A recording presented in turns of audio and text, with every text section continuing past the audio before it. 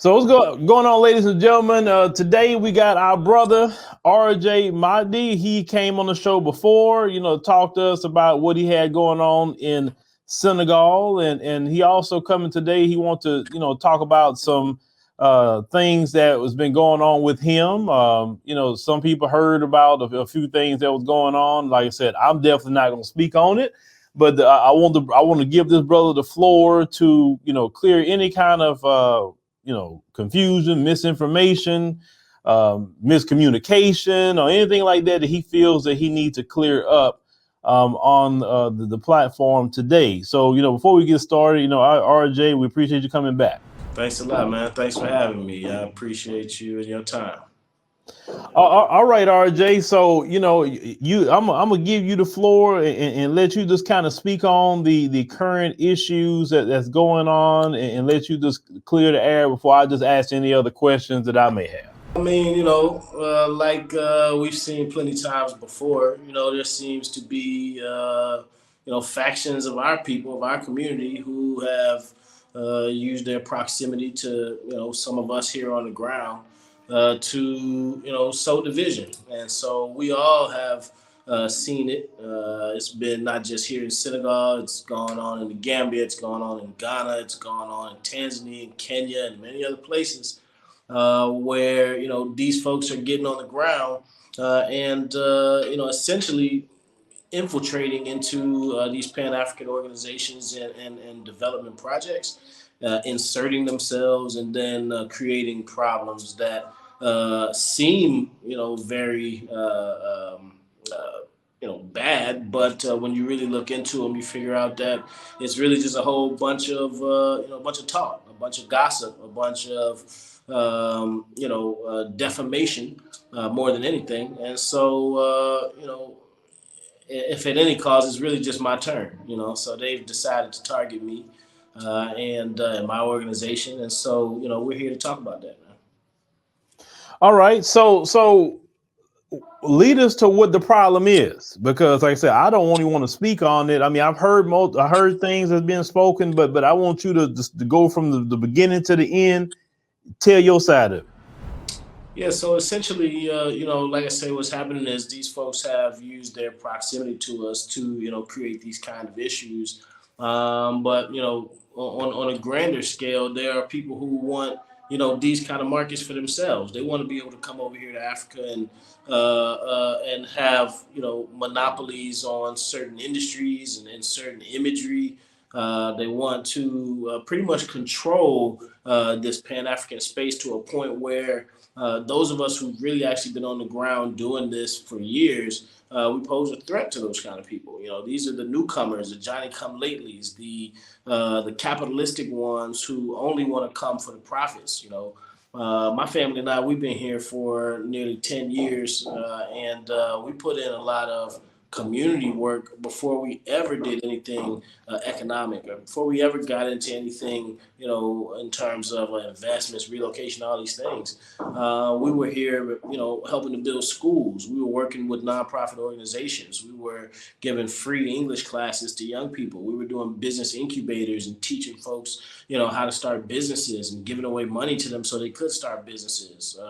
We were, cleaning the streets with our hands, doing street cleanups. We were doing tons of community work, like, working with the clinics, doing free giveaways and different programs with the clinics to help with public health, etc. And so, this is how we got started here. This is what we came here for. We didn't come to Africa to, have the same kind of, nonsense going on that we experienced in the U.S. We came here for, the more tangible purposes of repatriation, which is, getting closer to that God conscious, finding ourselves being more closer to our cultural ancestry, etc. And so, that wave was good for a while, for several years. That's what we saw coming here. And that's the kind of people that we've connected with and linked up with. Over the years, you guys have seen us welcome hundreds of people here in Senegal.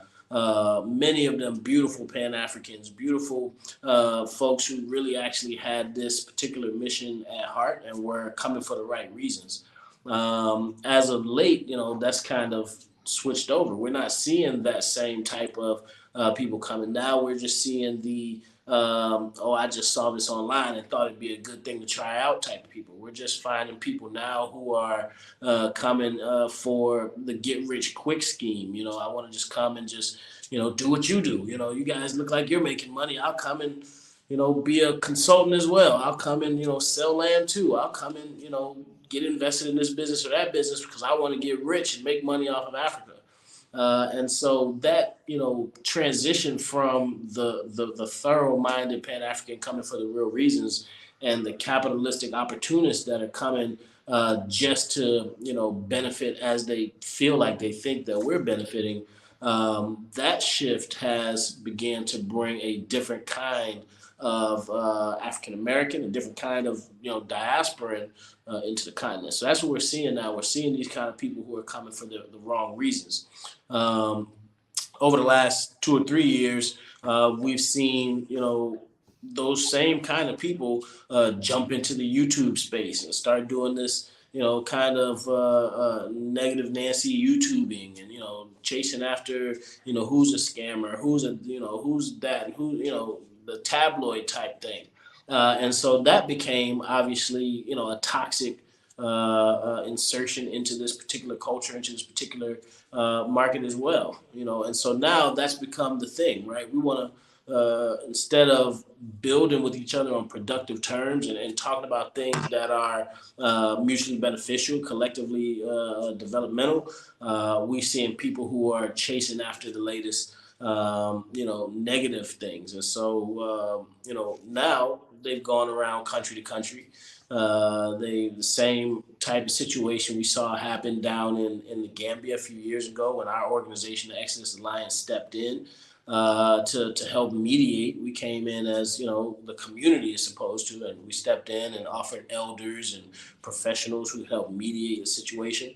And we saw that backfire. And we saw, different influencers and YouTubers throughout Ghana and Kenya, et cetera, experience the same types of, backwards blame, as you could say, because a lot of these things are really frivolous. We're not seeing serious crimes being committed against people. We're not seeing actual, illicit scams or intentional scams against people. What we're seeing is folks doing business. Obviously, the African environment gets involved. You have different slowdowns. You have different things that challenge, but we're not seeing intentional scamming. And so I've actually spoke up against this a number of times when it had nothing to do with me. When it was just other people here. You guys have seen me speak up against this numerous times. I think on your channel, the last time we talked about the Dusties in Africa coming for the wrong reasons. But now it essentially these folks have targeted us. And we've, identified who it is that's doing it.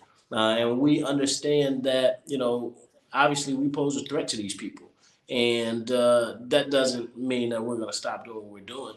If anything, that means that we're going to keep doing what we're doing, but we're going to do it on different levels. And so I don't know, if you guys have seen, we've had to shut down entry into our Exodus Club. We're not taking new members into our club as of a few days ago, mostly because of this same type of new breed of folks who are on the ground or coming to the ground.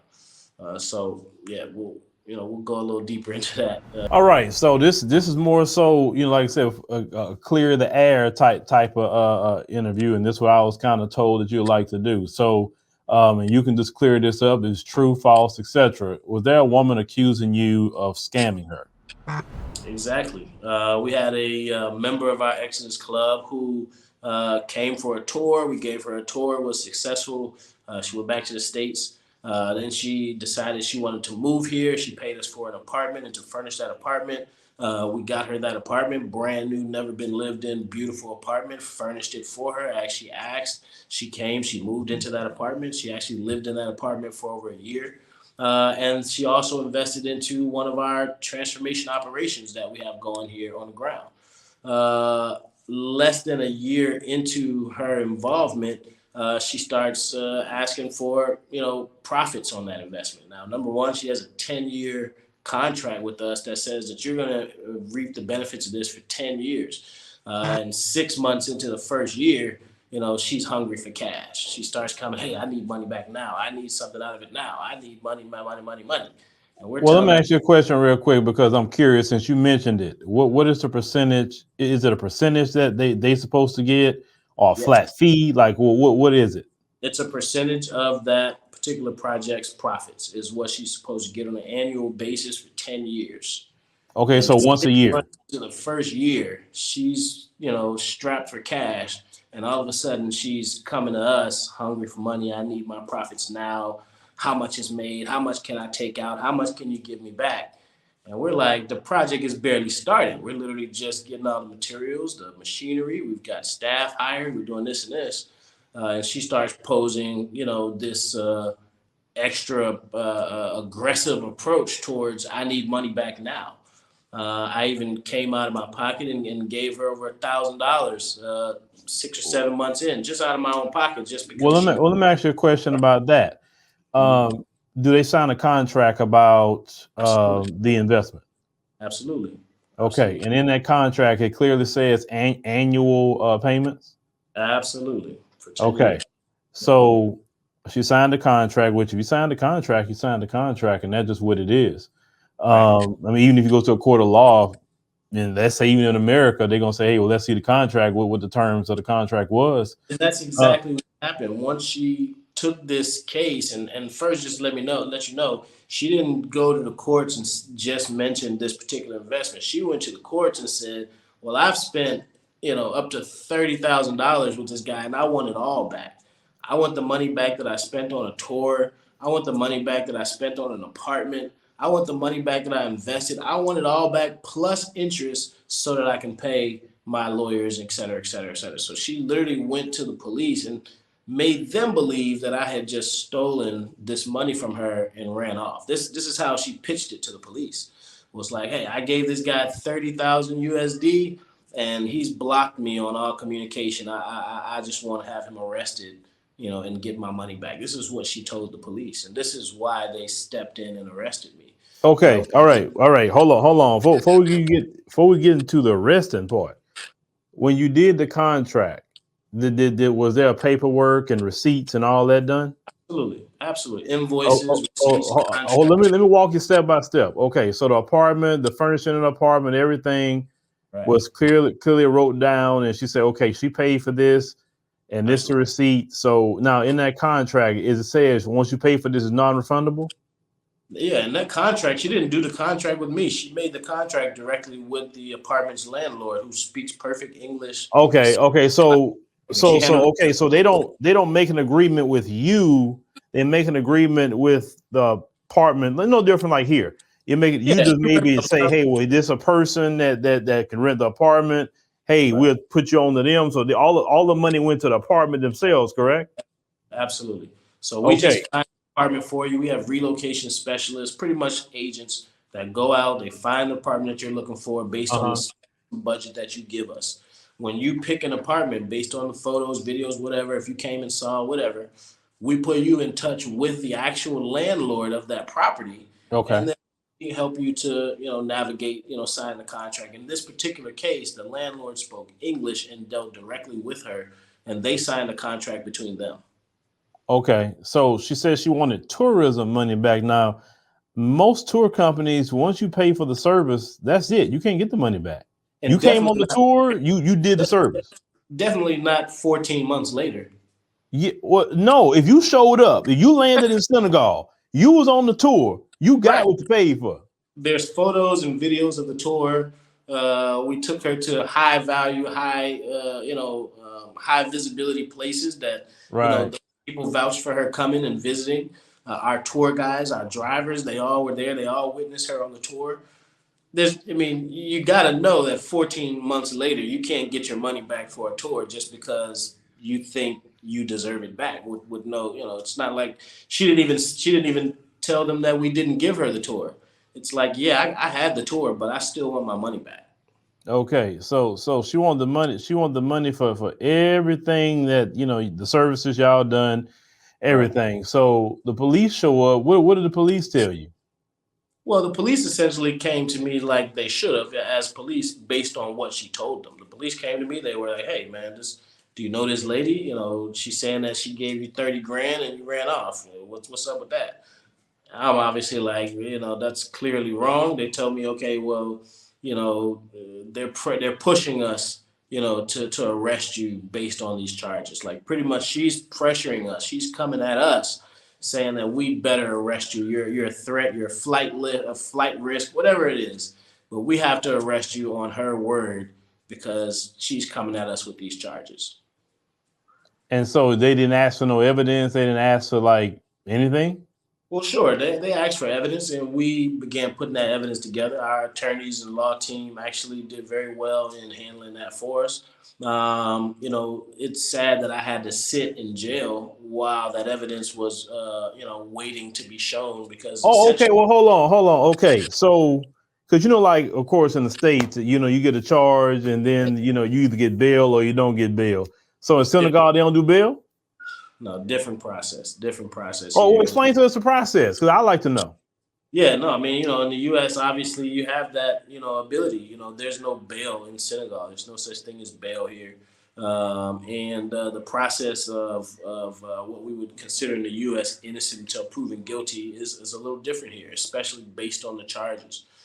So there was definitely the use of the police. It was almost weaponizing the police against us. And we've seen this before. We saw this in the Kwesi Boyd case down in Gambia. We've seen this with, ES and tons of other, folks in different countries around the continent, particularly in the YouTube circle. It's almost like a repeat. It's like a specific process that they're doing over and over just to sabotage and defame those of us who are working here. So, I mean, you have somebody who comes, spends money with you like a client, and less than a year later, they pretty much use that money against you to take you to court, even though you've not broken any contract, you've not violated anything. Our contracts were ironclad. Our receipts were all in place. Our proof was all, easy to see. So it's not like there was any. Once we got a chance to show that proof, the judges were like, "Why are we even here?" Our judges pretty much grilled her. Like, did you read the contract? You knew what this said. You knew that you were spending. You knew you couldn't get your money back until then. You knew why. And why would you go around and tell people it's a scam? And that's the same thing that we saw in the Kwesi Boyd case as well. You've got people who are invested in a business, then go online and scream that the business I invested in is a scam. That doesn't make sense because the business you invested in will only do badly if you go online and do that, right? So it's the Right. same thing we saw in the Gambia case. These women went to Gambia, they had invested in this guy's thing, and then they jumped online. They said, "Oh, it's a scam! It's a scam! It's a scam!" Everybody pulled their money out. The business sank, and they essentially lost their money as well. All right, so this woman did the same thing. You put your money into something as an investment, you would hope that it would grow. You should speak positively about it so that it can grow. If anything, you should be helping other people to invest in it so that we can be collective in our growth. But instead of doing that, you went and spoke badly about the project, went public and told people it was a scam. And so you really only hurt yourself. And this is what the judges told her in this case. And essentially, her last line of defense was to challenge our business as a whole. When all of the data and the proof showed that, what she was saying was a lie, her last line of, explanation was, well, this company, we don't believe this company is a legitimate company at all. We feel like maybe the company itself is fake. RJ doesn't really own this company. There's no way this guy has an SA Corp, which is the highest level of business entity in this country. There's no way he's got contracts to thousands of acres of land. There's no way he owns this 40-unit property next to the Pink Lake. There's no way he owns all of this stuff. This is what she fought in court. This is what she pretty much told the judges. And our attorneys pulled out those business documents, showed that, in fact, we do own the company. Showed that, in fact, we do own all the properties we say we own, showed, in fact, that nothing that we have promoted or shown in our media, et cetera, is false. And right there, their case fell apart. The courtroom was pretty much unanimous. The judges, released me immediately after that. Well, let me ask you a question. How long did you stay in jail? I was in jail for over 30 days, 35 Oh days. shoot, you was in jail for a good month. Right.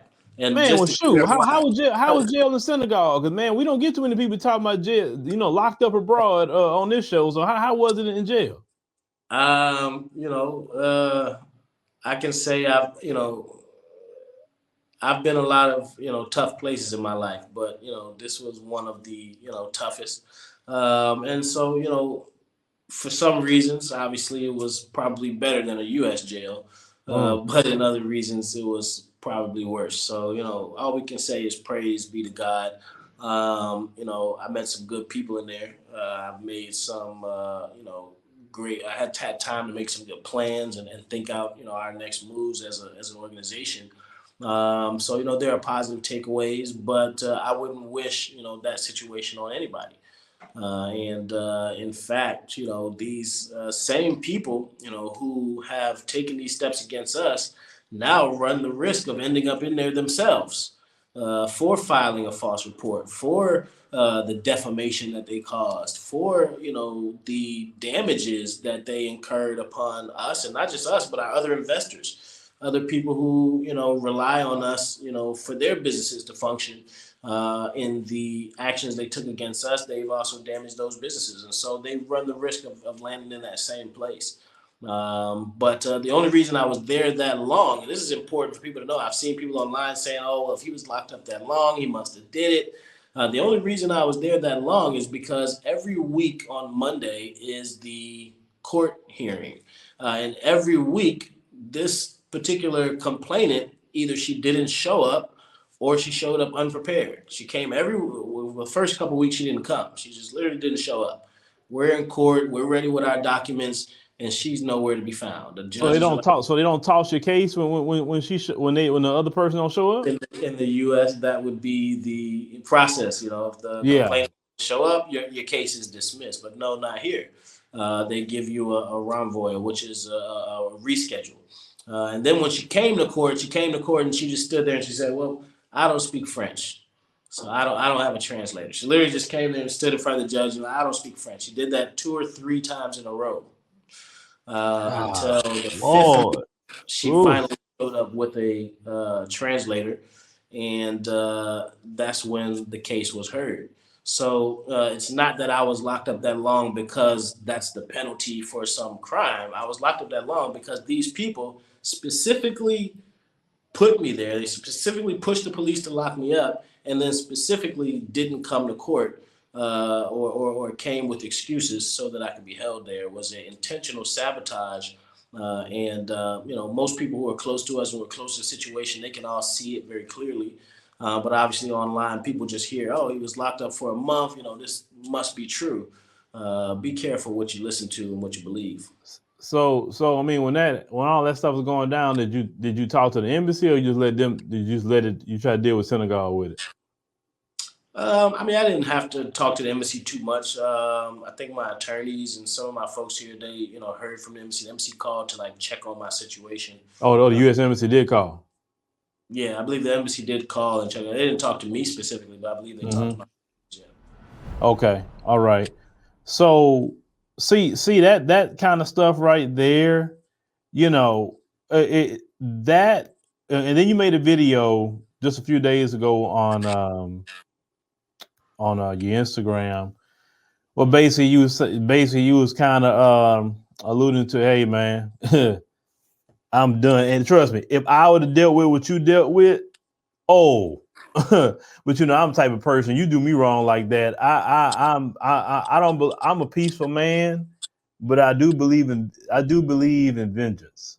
That's just how I believe. When you doing me wrong. Now, if it's just something legitimate, I ain't gonna never react that way, but I gotta retaliate. It's just how I am. But that's me, not you. But so I saw you basically saying, look, I'm done. I'm done with that. I got my people here. I deal with them, but I'm done. So that's what basically inspired all that. Sitting locked up, being accused, and all this other thing, right? Well, yeah, I mean, it's multiple things, but Mm-hmm. essentially, like I, started off in the beginning, we didn't come here for that. We didn't come here, to help people relocate here.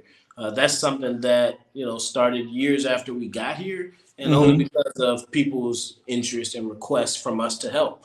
We put a very simple price on it. We charge a lifetime, a flat fee for a lifetime membership. We don't charge you recurring fees. We were never in it for the money of it. Essentially, we saw a need and people came to us for it. And so that's why we put that particular door in place.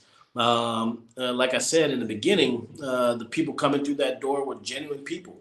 And those people are still members. These people who started coming into our Exodus Club back in 2016, 17, 18, 19, these people are still members. They're still living here on the ground. They're comfortable. They're still having their businesses running. We're still in contact with them daily or weekly. We communicate with them very frequently. Don't think, this handful or very small amount of, public nuisances is a representative of what we've experienced as a whole. We have beautiful members that have been our members for years, who helped us develop our projects, who are contributors in our media, who do tons of great work with us. But as of late, as of the past, I'd say between a year and 2 years, 3 years, there's a different kind of people coming, to the soil. And so, we don't have to be a door much longer. We don't have to do that. We've got tons of other projects that we oversee. We've got land projects that are in construction. We've got things that are much more important even. And so that part was kind of a service. That was us doing a service for the community. People talk about how when you don't help the people behind you, you're a gatekeeper, or you're selfish, right? And so we wanted to participate and be the ones to reach back, and many other people are doing that also. So this is another reason why we close our doors. When we started doing this, we were the only ones doing it. We were the first ones to start doing this type of repatriation, relocation services. I challenge you to find anybody that was doing it before us. We were among the first ones who were doing repatriation vlogs and content on YouTube. I challenge you to find more than a couple that were doing that before us. So when we started doing these things, it was because there was a huge need. Now there are dozens and dozens and dozens of YouTubers showing their lives on the ground. We don't have to. I haven't done YouTube in over a year in terms of, my show Africa is for Africans or Real Homes of Africa, the shows that we were doing. We haven't had to do those in over a year. You got tons of other folks doing that. Same thing with the relocation services. Now you got people doing that all over. Everybody's a relocation consultant. It's like everybody who's touched the ground has, tried to jump into that industry, or many people have. And so, whereas I'm proud of those folks, especially if they're doing a good job at it and having success, I also feel like it's not necessary for me to do it anymore. With that being said, I decided to focus on our bigger, more important projects, getting back into the community, doing what we really love, which is helping our people, being a bridge here on the ground locally and literally in the communities. So that's what we're going to focus on more. Yeah, man. Like I said, I never had those issues that you're talking about, but people online, I'll say this publicly. People online like to throw out certain terms, like, oh, you always want to call somebody a scammer. They always want to call someone a grifter and all that sort of thing. And how I feel about it, and maybe you can just kind of share this, but I'm going to speak on my position. If someone kept saying that about me or our company, oh, they just scam people, they grift people, they scam, grift, scam. Eventually, if I notice it's starting to mess with something, then yeah, I'm gonna have to go ahead on and lawyer up, and I'm making an example out of you. And I'm letting people know publicly, I will gladly make an example out of you, because one thing you're not gonna do is ruin what I work for, ruin what other people depend on, monthly to get, their salaries and things like that. Because, you have companies, you pay people, right? And people depend on you. So when you have someone, telling a lie on you and that's not true, then at least, I can't speak about Senegal, but at least in the United States, there's courts for that. You know, all the lying and all that. And I tell you right now that if you pull that mess with me, we're going to federal court. I'm not doing state court with you. I'm doing federal because I want to get all the punitive damages I can out of you. Yeah, but that's me. RJ, you go ahead and have the flow on that. I said those courts definitely exist here also. And our attorneys are, you know, full throttle on the necks of those who have been working around the clock to defame us. There are, you know, specific organizations who made themselves public in this process, including the Garvey Institute, or supposed to be, led by the Garvey family estate, but actually Garvey's son, his estranged son, Julius, who's been a faction of this, as we've seen. It was his letter to me that was sent by their team to all of my members and to all of our contacts, saying how much he called me a fraud, and he didn't want his name attached to me or whatever.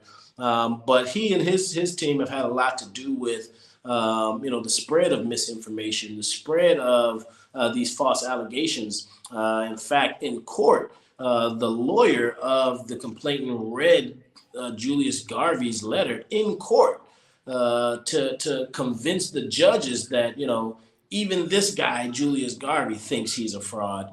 And so he must be, so his name has been a part of it. We saw people like LGBT activist Shadonna Hainsworth, or Shay Queen, as most people know her, share online saying that the Garvey Institute, in fact, gave them the green light to go after people like me here on the ground. When you go to their website, you see that they are in partnership with these global oil companies like Shell and ExxonMobil. You see them that they're partnered with Google and Microsoft and all these global corporations. And on a website for what's supposed to be built by the Garvey family estate, they've eliminated the words Black and African from all of their text, replacing it with human. We're here for human development. We're here for human economics. We're here for the health of human people. We see where a shift in priorities is happening. So again, these people have made it clear that they are the ones who have a problem with me, and will go to great lengths to defame me and to get me out of the way, obviously, as they look to penetrate into this particular market as they see. They've even committed to finding other people who they can potentially use against me. And so we see, other complaints and, just petty blame being thrown around, specifically out of that same camp. So, I just want to make it clear, when we talk about the work that we've done here, in 10 years, we've been able to do what a lot of these folks haven't been able to do in a century. And when we really add that up, we see really what they're upset about. Okay, in less than a decade, we've been able to relocate hundreds of people here ourselves with our own hands. We've inspired the relocation and the investment and development of thousands all over the continent. We've built followings of multiple millions across social media. We've created essentially industries that never existed, media genres that never existed. We've taken on tasks that we haven't seen taken on in the past 100 years. And so obviously some of those who feel as if they are the inheritors of this mission have made it their own their own objectives to come after us and to potentially bully us here on the ground. And so that's what we're not going to allow to happen. And again, there are courts here. There are laws against that, against defamation, against the spread of misinformation, against false allegations being made. And so our legal team is definitely behind handling those things. So we'll update you as soon as that's made available. And the sad part about this is what you said earlier. Out of all the years that you work with people, and people have been happy and relocating and investing, everything they're doing, and it's just sad that when you get a concentration of people, literally you have to switch some things up, because You know, I'm gonna say it like this, man, and this is some experience that I've had even with these tours. The majority of the people that we've had on the tours have been great people, such some of the nicest people you will ever meet. And then you'll end up hearing or you'll see it's you got some people don't know where they come from. They moving like on some more agent behavior. That's how they move, and it's like where they come from. You know, I remember one time it was a particular tour, and then some people came on the tour that didn't even watch the show. And I said, "How did you even know about this tour?" Oh, because this person told me. But you do you know what we talk about here? Like, how are you here? And believe it or not, drama got jumped off behind those people that normally don't even watch this show. And even in God bless all the tour companies that we work with, right? I mean, they've been all great people. Um, all the problems they have to deal with, literally, behind some of these people just showing up. This is why RJ, I had said myself, I've been saying it behind the scenes. I also said it to my people on Patreon and I think the YouTube channel members. But I said this Ghana trip is going to be the last one. If I offer any more, if it even happens, that's a big if. Because for me, it could be an indefinite pause, right? I got a lot of things I need to do. I do not need to deal with people's drama. And trust me, I don't have time. But I'll say if it ever happens again, it only be for the Patreon members, website members, YouTube channel members. That'll be the only people it'd be for. No more just offering it to the public because you got too many agents moving around trying to destroy unification. Look, even in America, you try to get with black people in America, try to do something good, unify the people, and there's always one or two show up that's trying to break up the unification of the people. Have you always noticed that?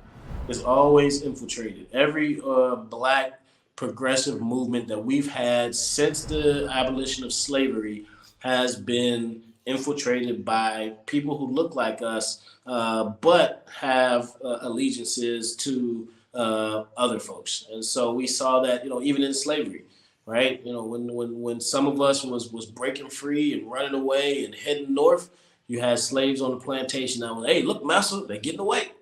Hey, Massa, I hear them over there planning. They're gonna run. When you look at even the more recent situations in history, you look at things like Black Lives Matter being taken over and exploited in ways that were not beneficial for us. You look at, you go back to Garvey 100 years ago. His ships and his organization was attacked and defamed in the exact same way.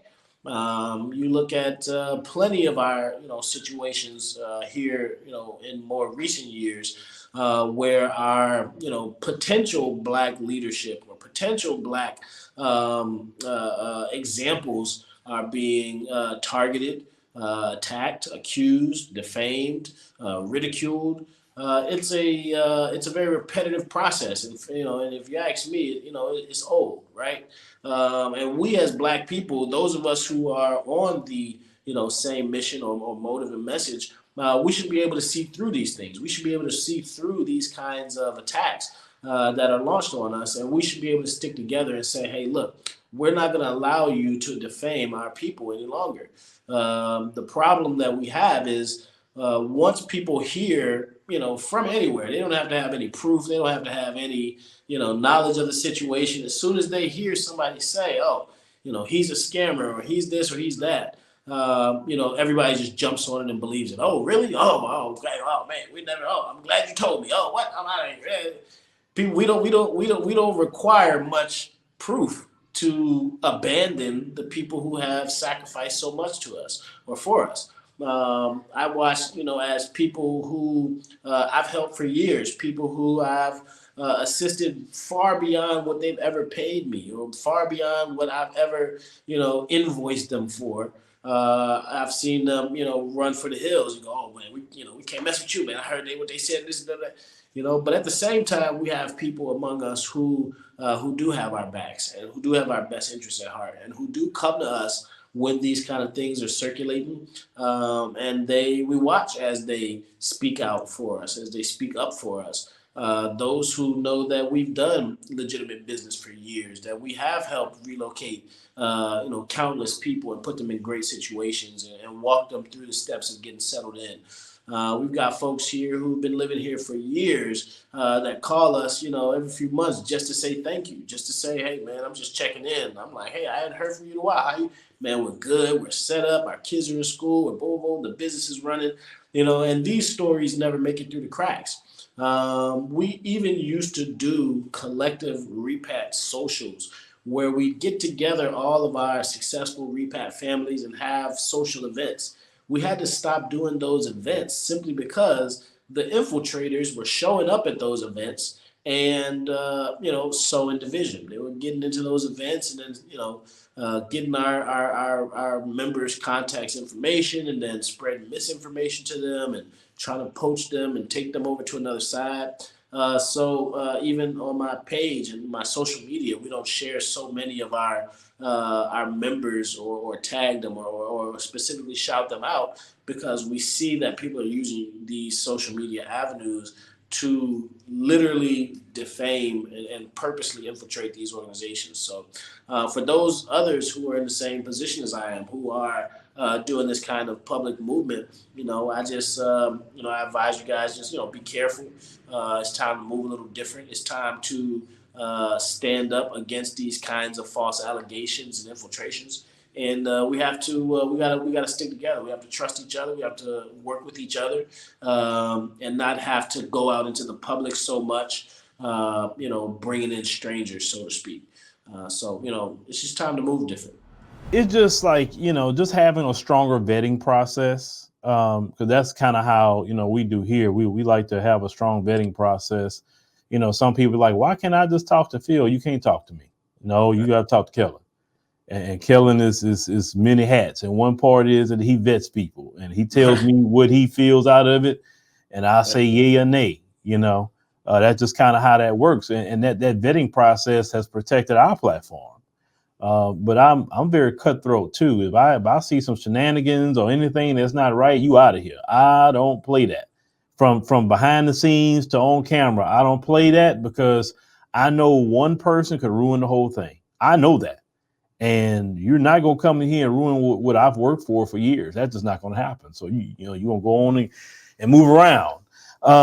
Unfortunately for us, we've been very tight with all of our business over the years, and so even when initial allegations show up and people say, "Oh, we heard you scam somebody," it's very difficult for me to even take that serious based on the fact that I know that we've never scammed anybody. If anybody has an issue with us based on financial economic issues, in the business, they've always been able to come to us. Anybody that we've ever owed money, we've always paid them back or put them on a payment plan to get it paid back. Anybody who has ever, even we had people who had, in years past purchased land from us and didn't want it anymore. We gave them their money back when we didn't have to. We've had people, whatever their grievance is, we'll settle it. We're the type of business people that know how to, facilitate proper professionalism. So for anybody to say, hey, this guy scammed me, blocked me, or ran off with my money, you got to show me some proof, buddy. You got to show me some receipts. Well, just my suggestion. The society that we live in today. What I would do if it were me, I would because you went this far with it, I would go online and I would literally show all of you accuse me of. I'm literally going to show you what was paid, what was the receipts, what was this, what was that. I'll show it all. I say that because it's all about, at the point of just clearing my name publicly, and saying, hey, this person's lying. This is all the receipts right here, and that's just the end of it because, some people, man, it's frustrating. It just really is. But God bless you. God bless you. Cause y'all dealing with different people's personalities like that and the way they act about money. And, I'm telling you, God bless you on that. Cause I don't have the patience. It's much easier to make content and do the things I'm doing behind the scenes and be dealing with people's personality like that. Yeah, man. When we went into this, we knew that we would have to deal with these kind of things. We knew that eventually we'd be targeted. We knew that eventually people would see us as a threat. We knew these things. We were prepared for these things. We understand that, if you're doing anything, worth doing, people are going to hate. People are going to talk. People are going to debate your processes and your, your way, right? And so none of this is as a surprise. At this point, we just look to number one, hold people accountable when they start speaking our name and start, especially going into legal processes and making that public to defame us. And number two, as you said, picking our people a little better. Whereas over the years we've opened the door for so many people to come in. At this point, we ain't opening the door for nobody else. We're working with people that we know, that we trust, people that we've been working with for years. We've got people who've invested with us, for years and have been getting their returns, who are making their money back, and they're happy. And so those are the people that we'll continue to build with. And I'm just sorry if there's anybody who hadn't gotten to the door yet and feels like it's closed in their face. You guys are just gonna have to watch from a distance. Well, I mean, it's not closing their face. They just need to go there themselves. They need to find a reputable realtor company, right? And work with a realtor and talk with the realtor and see about, because they don't need you to go get a realtor over there. They got people that do that all the time. So they just gonna have to do the work themselves. That's all. Unfortunately, rotten apples ruin a bunch. That essentially is what every business is, right? Yeah. When a woman buys a pack of lace front hair from the beauty supply, she didn't have to get it from there. She could have just went to China and got it herself, right? But we all know what challenges she'd face in doing that. So getting it from that beauty supply store was an easier, more relatable, professional stop of getting it, and it didn't exactly cost you a whole lot more or tear into your profits, etc. Right? So it's the same with this business. Yeah, sure, people can land here any day, get off the plane, drive around, see a building, call the people themselves. Hopefully there's an English speaker. If not, use Google Translate. Get on the phone, use Google Translate, man. It's possible. You can do it on your own. And we've given the steps and the game to do this for years, bro. And this is the thing that, everybody thinks we're so, they're capitalistic. They just want you to do this with them. We've released hundreds of videos. You go down my YouTube, free content on how to invest, how to get land, what companies to work with, how it's measured, how it's priced. You go on my page and we show you how to pick apartments. All this free content. We've been giving you this for years. Man, look, people. Let me tell you something about black folks that tell you that sort of thing. Oh, y'all being capitalist. They don't tell them white folks they're being capitalist. They pay them. They don't tell them Asians that. They don't tell them Arabs that. Them East Indians when they ready to spend their money with them. They don't mention capitalism. We have this thing in the black community where we don't want to pay other black people. Right. Whatever their price may be. We don't want to pay them, but we'll pay all these other people because you just supposed to give it to me for free. Like, no, I don't. I'm not giving you nothing for free. This is the price. If you don't like it, go somewhere else. It's just that simple. So, like I said, I don't have patience for that because I look at that as disrespectful. And I don't. And really, brother, sometimes we transition out of different forms of business into others, right? It's a time and season for everything. Maybe this may be the end of the season for you, right? And you may be going into something else that may be more beneficial. And I'm a firm believer that sometimes things have to end and then you just start something new. So that's how I would look at it. I would look at it as nothing bad. I'd look at it, hey, just something starting new. Yeah. And we don't even have to start nothing new, man. We got dozens of projects going. I pity the fool that thinks that, our Exodus Club or the consulting that we do, relocation that we do is, any amount or percentage of our bread and butter. Like, I mean, if that's what you think, you're sadly mistaken. We set ourselves up with multiple businesses here before we ever started doing that.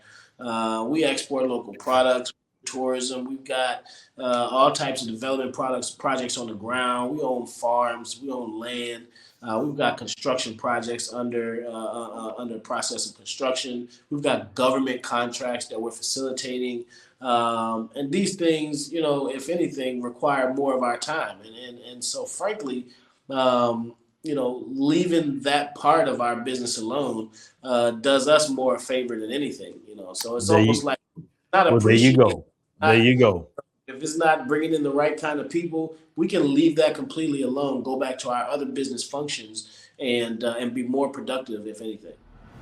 There you go. That sounds like a plan. But brother RJ, you know, let people know, like I said, those may want to follow you on Instagram or whatever platform that you know that you have. Let them know.